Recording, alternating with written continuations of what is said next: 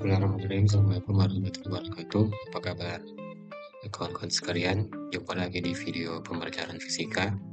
Pada video kali ini kita akan mempelajari salah satu fungsi yang sering kita gunakan dalam memecahkan persoalan-persoalan di fisika, terutama pada bagian gas ideal dan lain sebagainya, yakni fungsi khusus, yang dimana pada kesempatan kali ini kita akan mendiskusikan secara singkat mengenai salah satu dari fungsi-fungsi khusus tersebut, yakni fungsi gamma.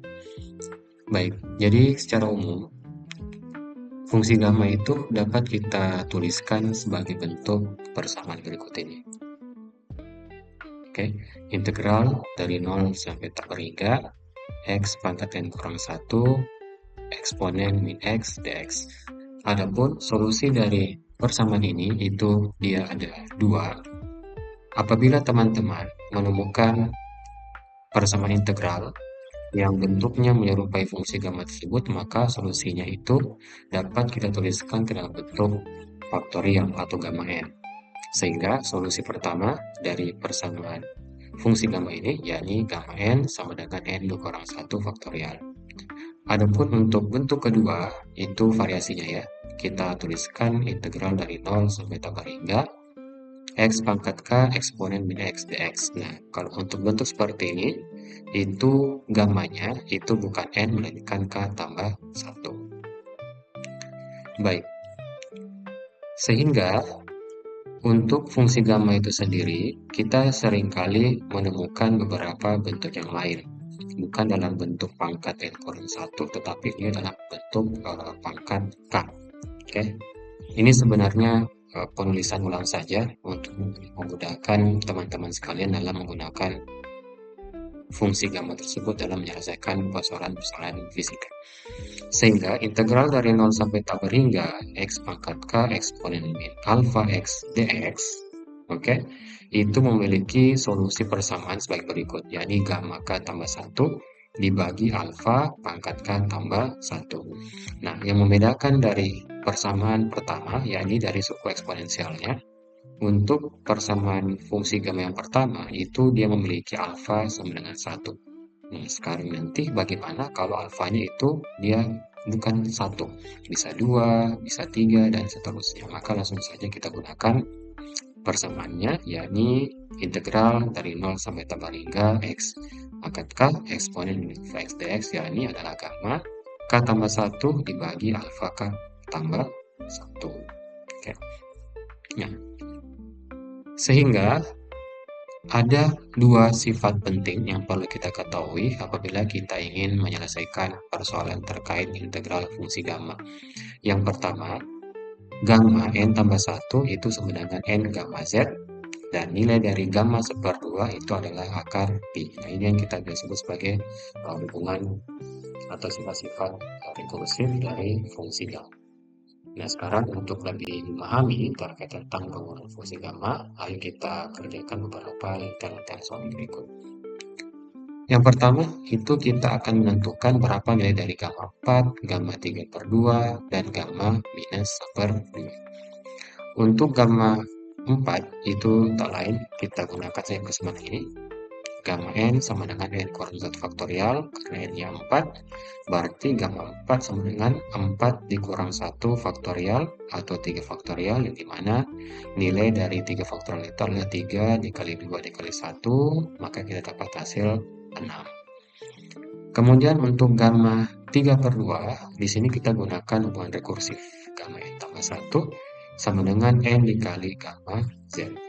Sehingga berdasarkan hubungan rekursif tersebut, dapat kita lihat bahwa gamma 3/2 itu tak lain adalah 1/2 dikali gamma 1/2.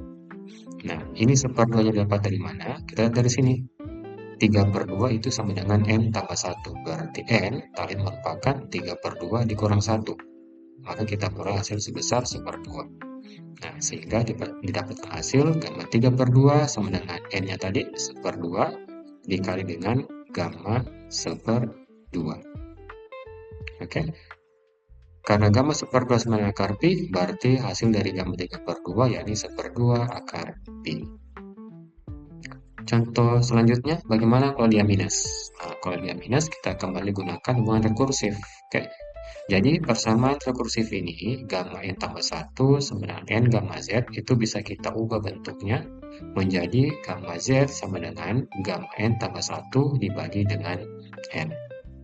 Oke, sehingga dari persamaan ini, itu kita tuliskan gamma minus 1/2, kata lain adalah gamma 1/2 dibagi dengan minus 1/2, yakni minus 2 akar pi. Nah, perlu teman-teman perhatikan bahwa relasi ini itu hanya berlaku kalau n-nya tidak bulat. Oke, sepertiga, minus 2/3, dan seterusnya. Sampai kalau dia minus angka bulat, maka itu tidak akan bisa diselesaikan. Ya. Sekarang kita masuk contoh yang kedua.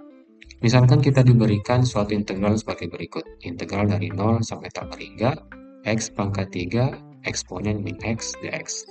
Nah, secara sekilas, maka kita bisa langsung menyimpulkan bahwa integral ini merupakan fungsi gamma. Kenapa? Karena bentuk-bentuknya mirip dengan persamaan umum dari fungsi gamma. Oke, di sini kita lihat bahwa x n kurang 1 itu sesuai dengan x pangkat 3 dan eksponen dx sama dan dx-nya juga sama. Sehingga dari hubungan ini, maka kita lihat bahwa n kurang 1 itu sama dengan 3. Oke, atau 3 sama dengan n kurang 1, yang berarti berapa nilai n? Apabila kita kurangkan 1, maka dia akan mendapatkan angka 3. Tentulah hasilnya adalah 4. Karena kita telah mendapatkan n-nya, maka hasil dari integral ini tak lain adalah gamma 4, yakni 4 kurang 1 faktorial, kita peroleh 3 faktorial yang besarnya adalah sebesar 6.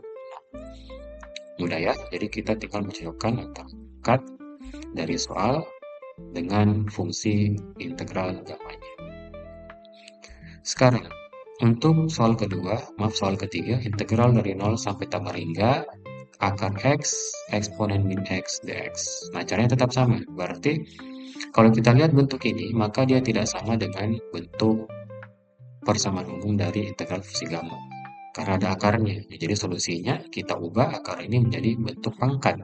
Sehingga kita peroleh akar x itu tak lain adalah x pangkat 1/2. Ya kan ya? Berarti n kurang 1 sama dengan 1/2. Berarti n-nya tak lain adalah 1/2 ditambah 1, yakni 3/2. Nah, karena nilai n-nya telah kita peroleh, berarti hasil dari integral 0 sampai tak berhingga akar x eksponen min x dx tak lain adalah gamma 3/2. Nah, dengan menggunakan hubungan rekursif yang telah kita pelajari di slide-slide awal, maka diperoleh hasilnya adalah sebesar 1/2 akar pi. Selanjutnya, bagaimana kalau batasnya dia bukan dari 0 sampai tak berhingga? Nah, seperti ini. Integral dari 0 sampai 1 akar min ln x dx. Nah, jadi untuk kasus seperti ini kita agak bekerja keras. Sebab kita harus melakukan terlebih dahulu proses perubahan variabel. Oke. Kenapa? Karena kita ingin menggiring fungsi integral ini menjadi integral dalam bentuk fungsi gamma. Oke. Oleh karena itu, kita misalkan x itu adalah eksponen pangkat min t, berarti kalau kita letakkan kedua ruas, maka diperoleh ln x sama dengan min t. Atau min ln x sama dengan t. Sehingga diperoleh dx sama dengan min eksponen min t dt, karena min eksponen min t adalah x, maka dia menjadi minus x dt. Nah, setelah kita melakukan perubahan variabel, langkah selanjutnya adalah kita ganti batasnya. Oke, kita lihat. Pada saat x-nya sama dengan 0, oke, di sini, maka t-nya harus bernilai tak berhingga. Oke, dan ketika x-nya 1, atau bahasa simpelnya supaya x-nya 1, maka t-nya harus bernilai sama dengan 0. Nah, sehingga kita telah mengubah variabel dan juga kita bisa dan telah mengubah batas integralnya. Sehingga persamaan integral yang kita tuliskan pada soal itu dia menjadi integral 0 sampai 1 akar min ln x dx sama dengan minus integral, kita lihat batasnya dari 0, kalau X-nya 0, maka T-nya menjadi tak berhingga. Dan ketika batas integralnya 1, maka dia menjadi 0. Maka telah berubah ya di sini. Kita lanjut. Akar T. Oke. Kenapa T? Karena lihat di sini.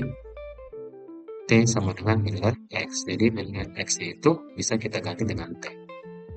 Kemudian eksponen min T dt. Nah, ini dari mana? Ya dari sini, dx. Dx sama dengan minus eksponen min T dt. Minusnya telah kita tarik keluar. Nah, sampai di sini, karena ada minusnya, berarti kita ingin positifkan. Caranya bagaimana? Ya kita balik batas integralnya. Sehingga menjadi 0 sampai tak berhingga akar T eksponen min T dt. Nah, dari sini maka terlihat bahwa kita telah berhasil mengubah bentuk integral pada awal ini menjadi bentuk integral dalam bentuk fungsi gamma. Sehingga dapat dituliskan integral 0 sampai tak berhingga fungsi gamma dan seterusnya. Terlihat bahwa n kurang 1 sama dengan 1/2. Kenapa? Karena akar T itu tak lain sama dengan T pangkat 1/2. Sehingga diperoleh 1/2 sama dengan n kurang 1, berarti n-nya haruslah 1/2 tambah 1, yakni 3/2.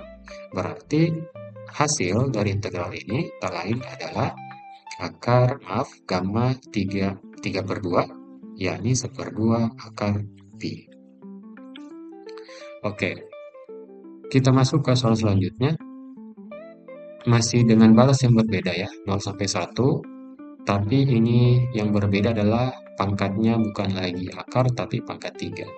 Nah, jadi langkahnya sama kayak yang tadi. Kita lakukan pemisahan variabel, lalu kita ganti juga batasnya, kemudian kita ubah persamaan integralnya sesuai dengan proses perubahan variabel yang kita lakukan. Sehingga diperoleh integral dari 0 sampai 1 min ln X pangkat 3 dx itu sama saja dengan integral dari 0 sampai tak berhingga T pangkat 3 eksponen min T dt. Nah, sampai di sini, maka dia sudah kembali lagi ke integral dalam bentuk fungsi gamma. Dengan n-nya bernilai sama dengan 3. Maaf, n kurang 1 sama dengan 3. Berarti n-nya adalah 4. Sehingga hasil integral 0 sampai 1 min ln X pangkat 3 dx tak lain adalah gamma 4, yakni 4 dikurang 1 faktor real. Berarti 3 dikali 2, 6 dikali 1 sama dengan 6. Maka diperoleh hasilnya sama dengan 6. Oke, baik untuk soal ini. Silakan kalian kerjakan, tuliskan jawabannya di kolom komentar. Kalau begitu, sekian untuk video singkat kali ini mengenai materi fungsi gamma. Jika ada yang ingin ditanyakan, silakan tuliskan di kolom komentar. Sekian dari saya, sampai jumpa di video selanjutnya. Insya Allah kita akan bahas mengenai fungsi beta. Oke, sekian. Assalamualaikum warahmatullahi wabarakatuh.